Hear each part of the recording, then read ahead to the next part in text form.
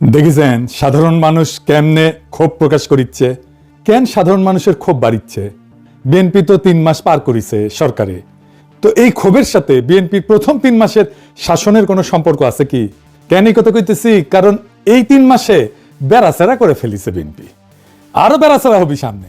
আমির খসরু ওই যে ইন্ডিয়ান মালডা অমিত শাহের সামনে কুজা হয়ে দাঁড়ায় থাকে না, পেন নাম করে ওইটাই উই কইছে ইকোনমি ঘুইরা দাঁড়াইতে 2 বছর সময় লাগবে।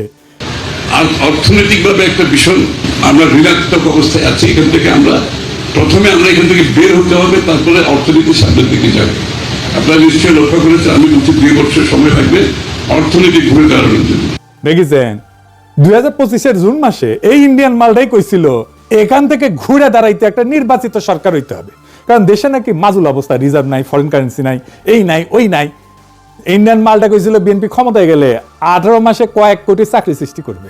ওরে জিগাইন তো, কথাটা কইছিল নভেম্বর 2025-এ, মানে নির্বাচনের 3 মাস আগে। তো সে আগেই জানতো তো দেশের ইকোনমি অবস্থা মাজুল, ওই তো নিজেই কইছে। তখন কইছিল যে কয়েক কোটি চাকরির বাস্তবায়ন পরিকল্পনা নাকি হয়ে গেছে। তাহলে এখন ইকোনমি ঘুরে দাঁড়ানোর কথা আসতেছে কেন? নির্বাচন হইলে তো সব ঠিক হয়ে যাওয়ার কথা, ঠিক কিনা? কয়েক কোটি চাকরির ব্যবস্থা করতে হবে। ইকোনমি কি অবস্থা আছে ওইটা আমাদের দেখার বিষয় না।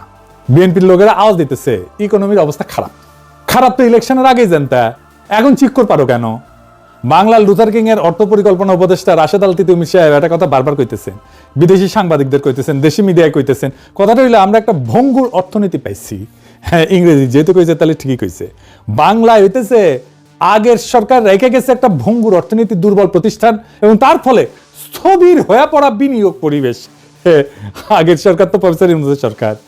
আচ্ছা, আমরা দেখবো নি প্রফেসর ইউনূসের সরকার কেমন ভঙ্গুর অর্থনীতি রেখে গেছিল। তো এই কথাগুলো কেন কইলো?